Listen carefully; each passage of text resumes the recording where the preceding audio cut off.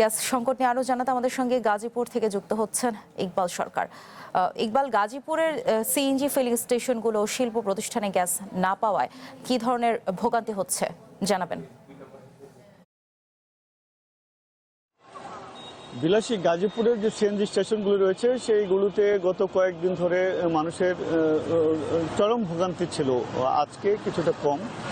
আমরা গত কয়েকদিন দেখেছি যে ঘন্টার পর ঘন্টা লাইনে দাঁড়িয়ে থেকে গ্যাস নিতে হয়েছে।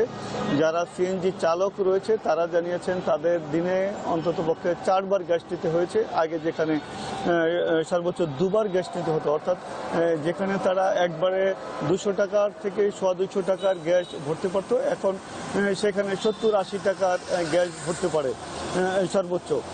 আবার যেগুলি সিএনজি চালিত বাস রয়েছে তারা বাসের চালকরা জানিয়েছে যে তারা আগে যেখানে দিনে একবার গ্যাস নিত সেখানে এখন অন্তত 2 বার গ্যাস নিতে হয়।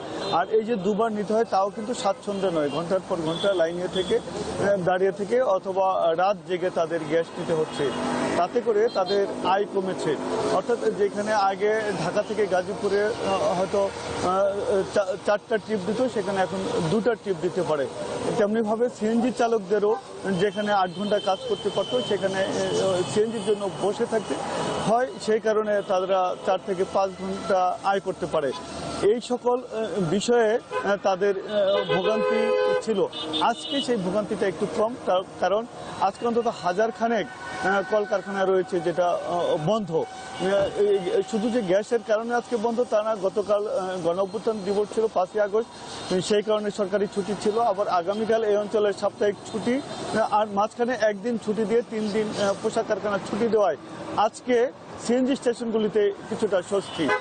বিলাসী, এই ছিল আজকে গ্যাসের মোটামুটি সর্বশেষ পরিস্থিতি।